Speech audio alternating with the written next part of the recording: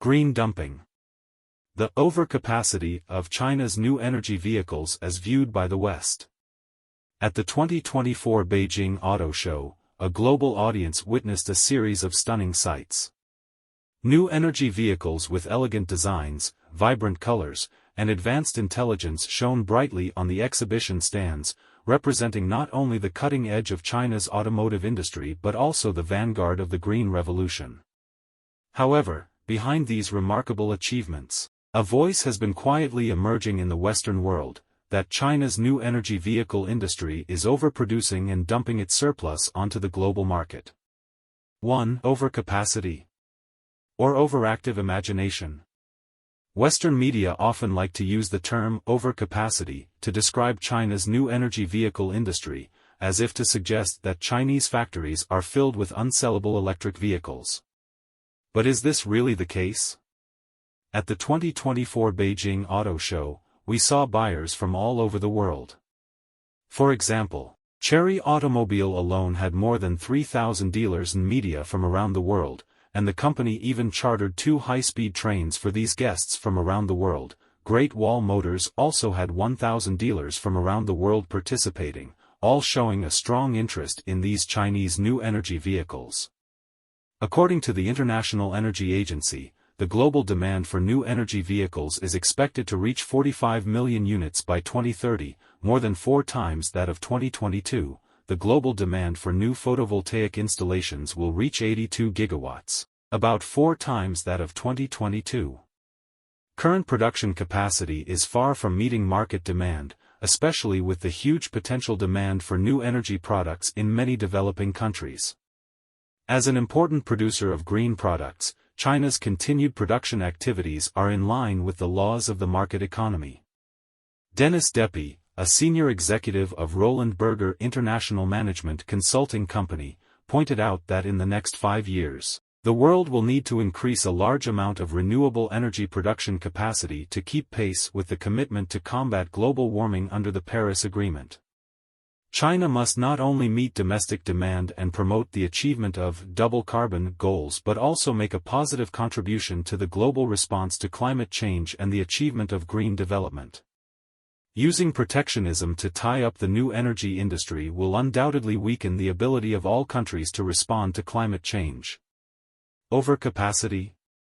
No, it's more like an overactive imagination. When the Chinese were producing shoes and socks, there were no Westerners jumping out to say there was overcapacity. Why is that? Can the West give a reasonable explanation? Obviously not. What is truly overproducing is the outdated production capacity. The West should think carefully. If they can't keep up with China's pace, in another 3 to 5 years, they themselves will become the ones who are left behind due to backwardness and are ultimately eliminated. On a global scale, what is truly overproducing are the US dollar and US debt, which are astronomical figures that will be a disaster for humanity. 2. Dumping. Or a misunderstanding of dumping. The term dumping in international trade usually carries a negative connotation, referring to the sale of goods at below-cost prices to eliminate competitors. However, when the West accuses China of dumping new energy vehicles, they seem to have overlooked a fundamental principle of the market economy, the relationship between supply and demand. The success of Chinese new energy vehicles in the global market is because they meet market demand and provide the world with high-quality and affordable products, rather than simple price competition. In the past, the automotive industry, dominated by major Western industrial countries, firmly controlled pricing power, especially in developing countries, where the price and configuration of cars were often disproportionate. In 2023, global sales of new energy vehicles reached 14.65 million units, of which China's export sales of new energy vehicles were 1.203 million units, accounting for only 8% of global sales. Yang Shuiqing, an assistant researcher at the American Research Institute of the Chinese Academy of Social Sciences, stated that according to the International Energy Agency's Global Electric Vehicle Outlook 2023, the global demand for new energy vehicles is expected to reach 45 million vehicles by 2030. Even if China maintains an annual production growth rate of 20%, by 2030, China's production of new energy vehicles will only be 34.352 million units, still below the global demand. The United States exported 91.2 million tons of liquefied natural gas in 2023, becoming the world's largest exporter of liquefied natural gas. In addition, 80% of the chips produced by the United States and the cars produced by Germany are used for export, and a large number of passenger aircraft produced by Boeing and Airbus are also exported. Then, according to the logic of the United States and the West, does this mean that these countries are exporting excess production capacity to the world? Who has ever seen a country that exports only about 15% of its domestic production and has export prices higher than domestic prices, and calls this dumping? Can Western economics explain this phenomenon? Obviously not. If we were to talk about dumping, then it would be China dumping domestically, which has nothing to do with you, right? The European Union should investigate why Chinese new energy vehicles are so cheap in China and so expensive when exported. However, the results of the investigation would still have to be asked of your governments, your customs, and importers. 3. Pioneers of the Green Revolution. China's rapid development in the field of new energy vehicles is actually a significant contribution to the global green revolution. These vehicles not only reduce dependence on fossil fuels but also reduce greenhouse gas emissions. The accusations from the West sound more like dissatisfaction with this revolutionary green change.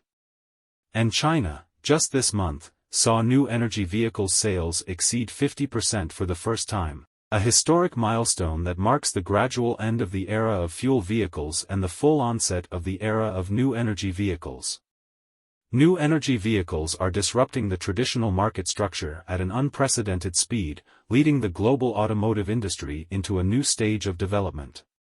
This transformation is not only about the future of the automotive industry but also has far-reaching implications for the global environment, economy, society, and other aspects, heralding the arrival of a new era of cleaner, smarter, and more efficient green transportation. It also highlights the predicament of the Western world in the new industrial era, marking the end of the era when they relied on war and colonization to plunder the world's resources through the achievements of the Industrial Revolution.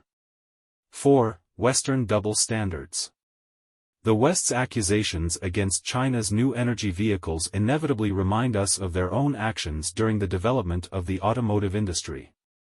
Decades ago, when the automotive industry of Western countries was at its peak and they were aggressively exploiting oil to meet their needs, did they ever consider the issue of overcapacity? Now, when China is at the forefront of new energy vehicles, they start to accuse. Isn't this double standards? They point fingers at the tax relief and high subsidies that the Chinese government has implemented for new energy vehicles, but this attack precisely exposes the double standards that the United States and the West adopt on trade issues with China. As early as the beginning of China's new energy vehicle industry, to support the development of startup enterprises, the Chinese government provided some tax incentives and subsidies. However, starting from 2016, China officially implemented a phased withdrawal mechanism for fiscal subsidies to the new energy vehicle industry. On December 31, 2022, the national financial subsidy of 4,800 renminbi per plug-in hybrid vehicle, 12,600 renminbi per pure electric vehicle, officially phased out. Now, in the field of electric vehicles, it is the United States, the United Kingdom, and France that are implementing stronger subsidy policies. The U.S. government provides about $369 billion in tax incentives and subsidies for the clean energy industry, including electric vehicles, through the Inflation Reduction Act. Many European countries also implement subsidy measures for the electric vehicle industry, from corporate taxes to personal purchases. It is clear to see that government subsidies are not unique to China.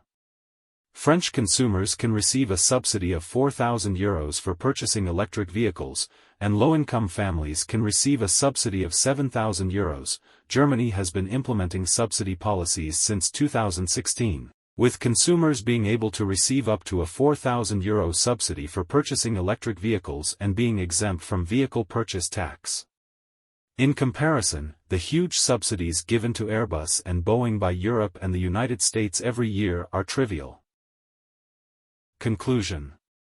Facing the severe challenges of global climate change, cooperation is the correct way to solve problems. China's new energy vehicle industry has not only provided new momentum for domestic economic development but also made contributions to global environmental protection. What the West should consider is how to cooperate with China to jointly promote this green revolution for the benefit of the whole world, rather than clinging to outdated zero-sum thinking and pointing fingers from the sidelines. The competitiveness of China's new energy vehicles in the international market does not come from government subsidies but from the continuous technological innovation of China's new energy industry, a complete production and supply chain system, and high labor productivity. At the Beijing Auto Show, we saw the future of China's new energy vehicles and the future of the global automotive industry. The accusations from the West are just a minor episode in this green revolution. Human competition should be for progress. Blindly believing in the law of the jungle, where only the fittest survive, is no different from the behavior of primitive animals. It is advised that the Western world should quickly abandon its arrogance and prejudices and return to rational human thinking. Thank you for watching. If you support us, please subscribe to our channel. See you next time.